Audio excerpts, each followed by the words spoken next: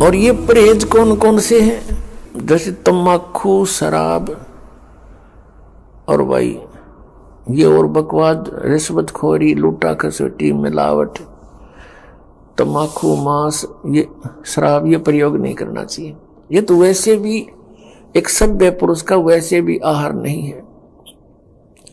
ठीक है, हम कुसंगत घनी फैल गई अपने समाज में, मानव समाज में, और बच्चे देखम देखा फिर एक ये नकल बहुत जल्दी कर लेते हैं। बीड़ी पीता देखा बीड़ी पीने लग गए, सिगरेट पीता देखा नो टोर सी बना के आप भी सिर्फ पीवो बेसिक ना पर नो जरूर करने लग गए कुछ, फिर वो पीने लग गए। ऐसे ही शराब और मांस का एक दूसरे को देखकर हमने ये प्रचलन कर दिया, प्रचलन हो गया।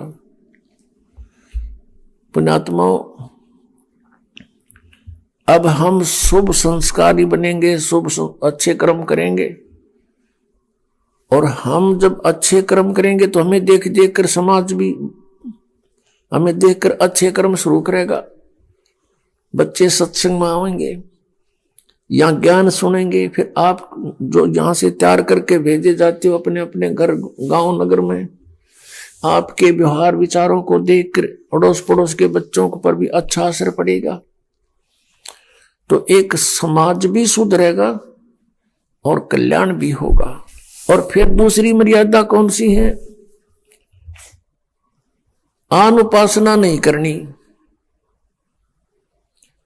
अनुपासना कौन सी है? जो दास बताओ वही करोगे, और दास के क्या बताएगा? जो हमारे सदग्रंथ बताते हैं। ये दास एक टीचर है, आप विद्यार्थी हैं, और इस आध्यात्मिक मार्ग का जो सिलेबस है वो हमारे सदग्रंथ हैं, पवित्र चारों वेद, पवित्र श्रीमद् भगवत गीता और पवित्र सूक्ष्म वेद। इनके अंदर जो भी लिखा है वो हमारा सिलेबस है। इसके बाहर कोई पढ़ाता है तो वो टीचर ठीक नहीं, वो शत्रु है विद्यार्थियों का। और पवित्र 18 पुराण, पवित्र कुरान शरीफ, पवित्र बाइबल, पवित्र गुरु ग्रंथ साहिब, ये हमारे पाठ्यक्रम की पुस्तकें हैं। और इन पाठ्यक्रम की पुस्तकों में जो ज्ञान सीधा परमात्मा ने दिया है केवल वही स्वीकार्य है। और फिर जिनको परमात्मा आकर प्राप्त हुए अपने विधान अनुसार, उन नेक आत्माओं को, और उन्होंने जो परमात्मा परमेश्वर को देखा सचखंड में, सतलोक में, और फिर सब स्थिति से वो परिचित हुए, उन्होंने फिर जो ज्ञान अपनी अमृतवाणी में लिखा है वो ज्ञान हमें मान्य है।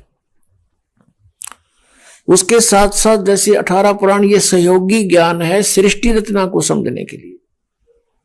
बाकी इन 18 पुराणों का इस भक्ति मार्ग में कोई योगदान नहीं है।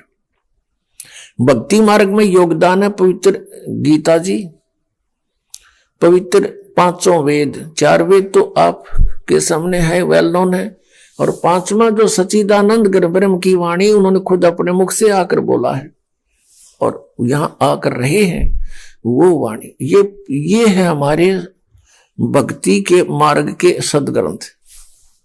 इसके अतिरिक्त जैसे पुराण है, कुरान है, और जैसे कुरान शरीफ में जो ज्ञान दिया है ब्रह्म ने हजरत मोहम्मद जी को सीधा, वो ज्ञान बिल्कुल सही है।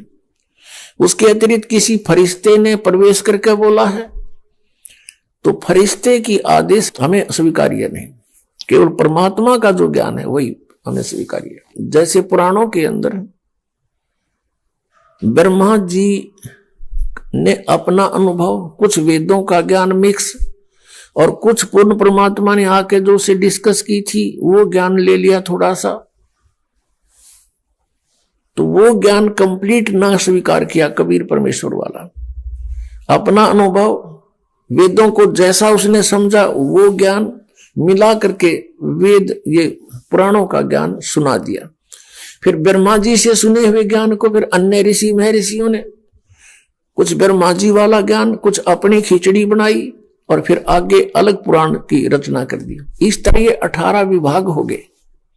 वैसे ये एक ही ज्ञान है, एक बोध कहलाता है। तो भक्ति मार्ग के अंदर साधना के लिए पवित्र वेद ही सफिशिएंट है, पवित्र गीता जी, और पवित्र 5वां वेद सूक्ष्म वेद, और वो पवित्र वाणी जो सदग्रंथ, जो महापुरुषों ने परमात्मा को जाना, परमात्मा का साक्षात्कार हुआ, सतलोक को देखा, उनका जो विधि उन्होंने अपनाई भक्ति की, वही हमने अपनानी पड़ेगी,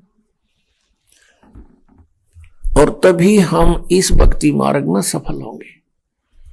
इसके अतिरिक्त वे ऑफ वर्शिप यानी पूजा की विधि हमने पुराणों से नहीं लेनी है, हमने और किसी से नहीं ग्रहण करनी है, केवल